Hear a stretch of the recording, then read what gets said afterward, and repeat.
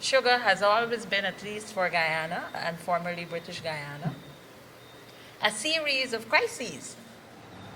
Between 1838 and 1853 in Guyana, in British Guyana then, 122 local plantations folded. Of course, we're talking about post-emancipation times here, when the supply of labor was compromised, of course. So after 1829, there were already 230 separate sugar estates, but by 1849, only 180 remain. The physical environment of sugar, as we will see as I go along, has a great deal to do with if our fortunes are made or broken.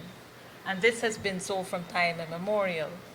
So what we have here is a cross-section of the coastline of Guyana, and we will see starting to our left, sea level at low water, and we have here a sea dam. But mostly we're dealing with a situation where we're cultivating a strip of land that's well below sea level, at least at low water. So you can imagine if we have plantations here, we always will face, or we always have faced, the problem of inundation from the sea in front and the rush of water that will come down in the rainy season from the back. What I want to leave with you is that British Guyana sugar in the 19th century was quite a factor to be reckoned with. We accomplished a lot of firsts. There are several patents that were taken out from, especially Demerara planters in the 19th century.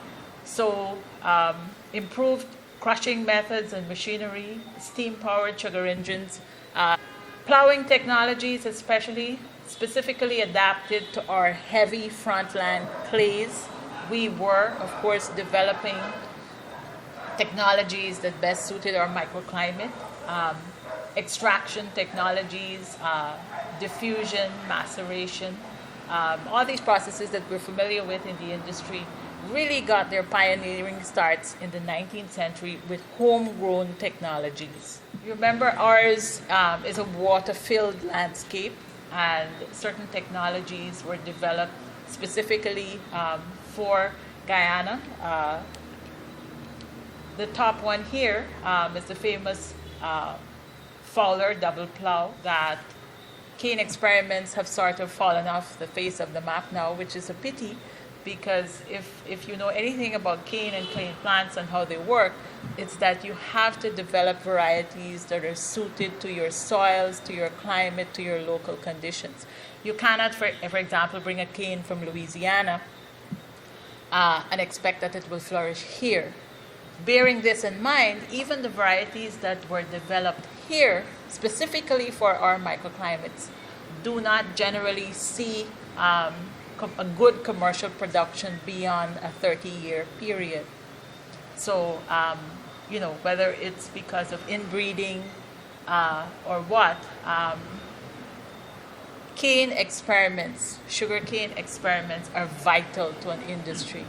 And I cannot understand, knowing some of the old breeders here myself, that's something we're going to have to look at if we want to see a return to viability.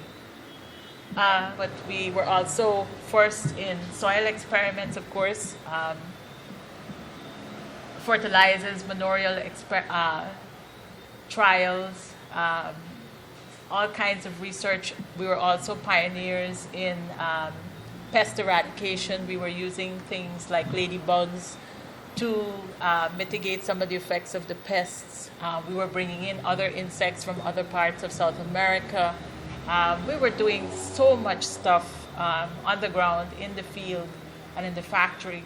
I think you get the idea that we were pioneers. There were lots of firsts. We faced a lot of trials and tribulations, as we're doing now.